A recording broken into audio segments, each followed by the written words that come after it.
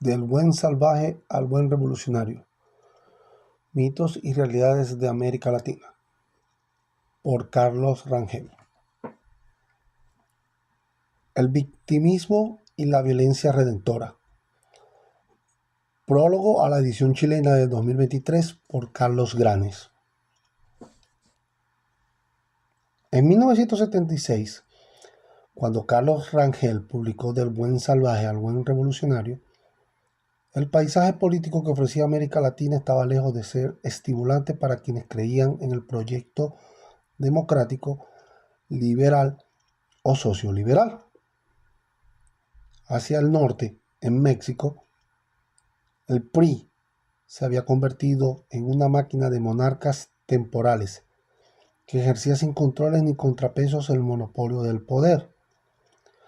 Y en el sur, en Argentina, Juan Domingo Perón había implantado un sistema populista que adaptaba los rituales fascistas del sistema al sistema democrático, con el que había conseguido la improbable hazaña de enloquecer las finanzas y envilecer la convivencia del país más rico y culto del continente.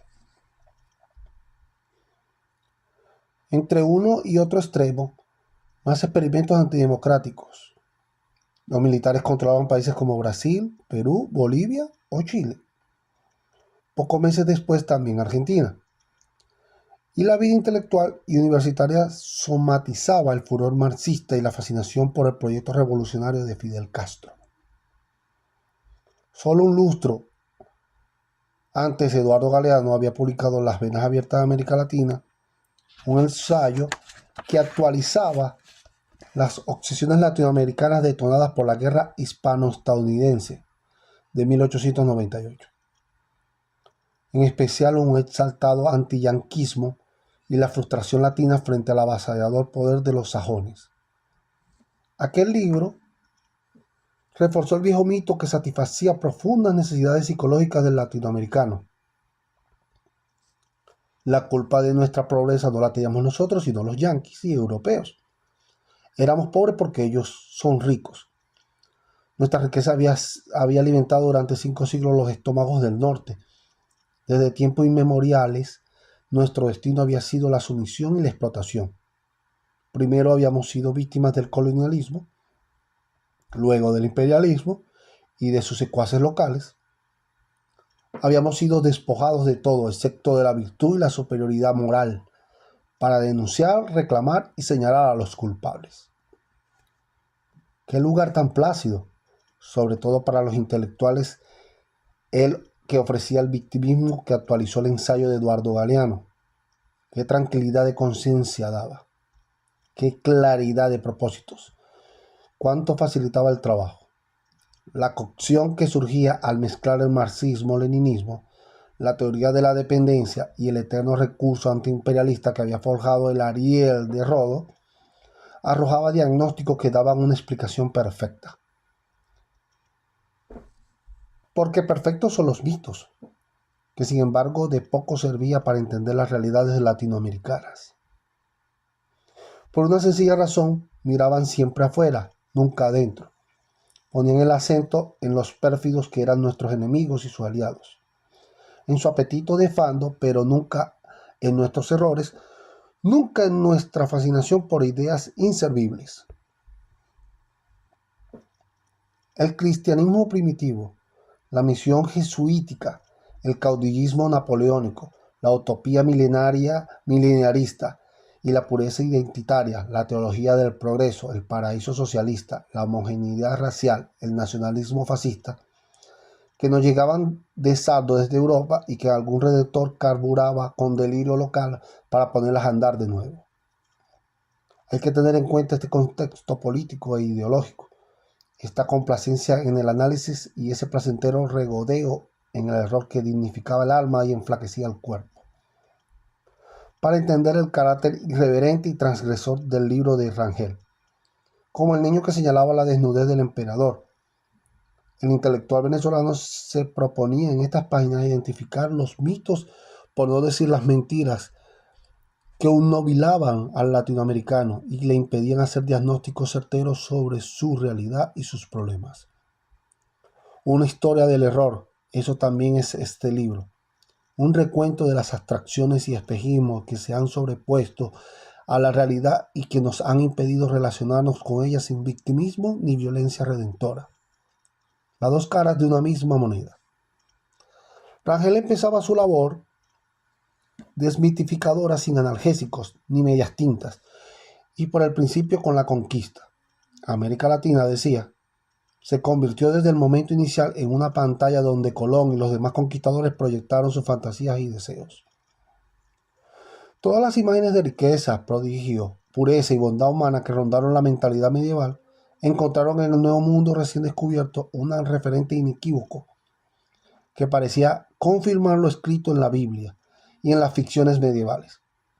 Allí estaba el paraíso terrenal, la edad de oro, el ser humano tal y como había sido creado antes de la caída, antes de conocer el pecado. En esas tierras estaba la fuente de la juventud, el Dorado, California y las Amazonas. También, por supuesto, el buen salvaje que deslumbró a Fray Bartolomé de las Casas, ese ser angelical que no había sufrido la penosa corrupción que podría el alma y que solo podía provenir de la civilización occidental. Allí estaba el fermento del gran mito latinoamericano. Por culpa de una potencia extranjera, el buen salvaje había sido arrancado de ese paraíso en el que gozaba de una vida auténtica, feliz y libre, para ser arrastrado a una situación colonial nueva y dolorosa, marcada por la alienación, la pobreza y la dependencia. La redención de esas penurias pasaba entonces por el rechazo de la civilización corruptora, sin importar que para entonces, cuando empezaron a esgrimirse toda suerte de ideas liberacionistas, hubieran pasado casi 5 siglos desde la llegada de los españoles. Millones de personas que rezaban al Dios católico, hablaban español y se apellidaban Morales, Reyes, Martínez o López debían autoexcluirse de Occidente y negar cualquier vinculación con Europa o con Estados Unidos. Y en general con la civilización occidental. Empezaba del delirio y la mitificación de la realidad latinoamericana.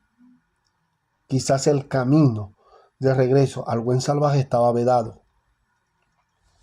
Aunque hoy los decolonistas dicen que no, que sí es posible negar 5 siglos de mestizaje y recuperar la pureza de los saberes y valores ancestrales, pero sí podíamos evolucionar en una nueva criatura igualmente ascética y noble, superior a la idoneidad de sus convicciones. ¿Qué sería el buen revolucionario? Su misión, clara como pocas, sería contar con nuestra subordinación económica, política y cultural hacia Estados Unidos y Occidente. Extirpar esa herencia colonial e imperial que nos contaminaba. Estos buenos revolucionarios tendrán una prerrogativa que no había tenido el buen salvaje: los fusiles y la violencia. La versión del marxismo-leninismo que circulaba por aquellos años en América Latina legitimaba la acción emancipadora, a diferencia de Marx, que abogó por el intercambio modernizador entre la metrópolis y las colonias. Lenin se dio cuenta de que el comunismo y la Unión Soviética obtendrían mejores réditos si se les enfrentaba. Ese fue el origen del tercermundismo, un tema al que Rangel dedicó otro libro. El fin del dominio imperial pasaba por fomentar los movimientos de liberación nacional en todo el mundo, con más interés al sur de los Estados Unidos, para que se sumaran a la cruzada antioccidental. Con esas ideas ardiendo en la cabeza y después de haber tenido la gran revelación, después de haber entendido que todos los males latinoamericanos eran importados y que las causas de su miseria venían del imperio yanqui, el camino se aclaraba. Los jóvenes podían descartar la opción reformista, ahorrarse el autoexamen y volver a la selva o a la montaña para formar un foco guerrillero e iniciar una desquiciada campaña de sabotaje. Durante los 60 y 70, mientras Rangel escribía su libro, las agresiones imperialistas y la explotación económica serían repelidas mediante la acción subversiva. El nacionalismo empezaba a teñirse de rojo en América Latina. Antiguos fascistas que creían en la pureza nacional, como los jóvenes argentinos de la agrupación Tacuara, empezaban ahora a formar guerrillas izquierdistas. Lo curioso y lo desconcertante en que perseguían fines similares. El ejemplo de Fidel Castro y el discurso leninista los había convencido de que la patria se defendía con las armas y expulsando al enemigo externo. Sí, en los años 30 habían sido derechistas, clerofascistas, como el argentino Julio Mainviel, quienes habían legitimado el uso de la violencia en la política. Ahora lo harían izquierdistas como el Che Guevara. Poco importaba que los primeros quisieran extirpar la contaminación judía y anárquica que llegaba del este, y los segundos la contaminación yanqui que venía del norte. Tampoco que luego vinieran los militares Stroessner, Castelo, Bronco, y que luego vinieran los militares Videla, Pinochet, a extirpar el comunismo, otra plaga foránea. Todos funcionaban con el mismo esquema mental. Temían la contaminación disolvente y subyugante que amenazaba a la nación, y estaban dispuestos a defenderla con las bombas, las balas o las picanas. El buen salvaje demostraba ser, bajo el terror al enemigo, externo o interno, mucho más salvaje que bueno. Habiendo expuesto este marco general, Rangel pasaba entonces a desbrozar los mitos que impedían ver la realidad. El primero y el más urgente, dada la fecha en que escribía, era la teoría de la dependencia. El discurso económico más influyente del momento, Rangel demostraba en este libro que Estados Unidos no se había enriquecido a nuestra costa, mal comprando nuestras materias primas o imponiéndose en contra de los leoninos. Los yanquis se habían enriquecido antes de entrar en contacto con América Latina y fue eso. Su estabilidad política y su fortaleza económica lo que les permitió acercarse luego hasta nuestras costas para intervenir de forma imperial en nuestros asuntos.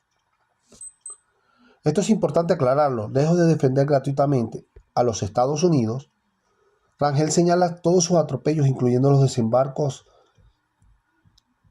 y las relaciones estratégicas que estrechó con dictadores tropicales, esos caudillos consulares que tanto contribuyeron a la debilidad democrática del continente. Aquí no hay ningún interés en limpiar la imagen de los yanquis ante el lector latinoamericano. Lo que le interesa a Rangel es desarticular el mito para que empecemos a asumir que la debilidad ante el imperialismo yanqui es el resultado de nuestros errores, porque la costumbre de culpar al imperio de todos nuestros males es el vicio intelectual más nocivo y más inútil. Más bien, habría que empezar a reconocer ciertos hechos. Por ejemplo, que mientras los estadounidenses lograron forjar un país homogéneo con una clara noción de su destino, nosotros seguimos 200 años después de las independencias, refundando países y subdividiendo la común ciudadanía en pequeñas naciones étnicas, con alarde de novedad postmoderna o marxismo neoindigenista. Ahora lo llamamos plurinacionalidad, como si América Latina no hubiera ya pecado suficiente al convertir una misma entidad política que iba de México a Chile en un muestrario exuberante de retazos nacionales. Cada uno más orgulloso que el otro de sus fronteras, sus glorias y sus héroes. Todos enfundados en trajes militares bañados de los pies a la cabeza en sangre. Lo peor de todo es que América Española empezaba con ventaja en el siglo XVI. Estados Unidos era un páramo de ignorancia, hambre, mientras que en Perú, México o República Dominicana habían universidades y primorosas ciudades coloniales. Era la América que empezaba al sur de la frontera yanqui, nuestra América, la destinada a sembrar algo de luz en los pantanos, desiertos y costas congeladas del norte. Y sin embargo ocurrió lo contrario. Esta es la dura realidad, la terapia de choque con la que Rangel confronta al lector latinoamericano. Basta ya de echar balones fuera. Ha llegado el momento de abandonar los mitos confortables, de rechazar ese papel de buen salvaje que no es más que un infantilismo. La manera en que hemos encontrado de evadir las responsabilidades de la edad adulta y de justificar las pataletas violentas y autodestructivas con las que el buen revolucionario expresa de tanto en tanto su infértil malestar. Es hora de mirarnos a nosotros mismos y es hora de examinar nuestros sistemas políticos, las ideas que han orientado a nuestros líderes, caudillos y dictadores, de entender el papel de la Iglesia, de analizar el espejismo legalista que tanto nos seduce, de repasar la leyenda negra que tanto equívocos ha perpetuado, de reconocer nuestra propia xenofobia disfrazada de emancipación nacionalista. También, claro, de superar nuestro enquistado resentimiento, ese mal consejero que nos hace preferir cualquier tiranía hasta la de Vladimir Putin, con tal de no estar del lado de Estados Unidos. Carlos Rangel emprende esta labor en este libro, Del buen salvaje al buen revolucionario, también en sus repasos de las averías que condenaban al priismo, al peronismo, al allendismo y al modelo militar, tanto de derecha como de izquierda, al fracaso. De los proyectos políticos latinoamericanos, solo reivindicaba uno, el democrático. El socialdemocrático para Perú con el APRA, y que tuvo verdadero éxito con la Acción Democrática de Rómulo Betancourt en Venezuela. Ese fue el credo político de Rangel. Trató de promover un periodo en el que los intelectuales rendían culto al radicalismo de izquierda y se mofaban de las democracias burguesas.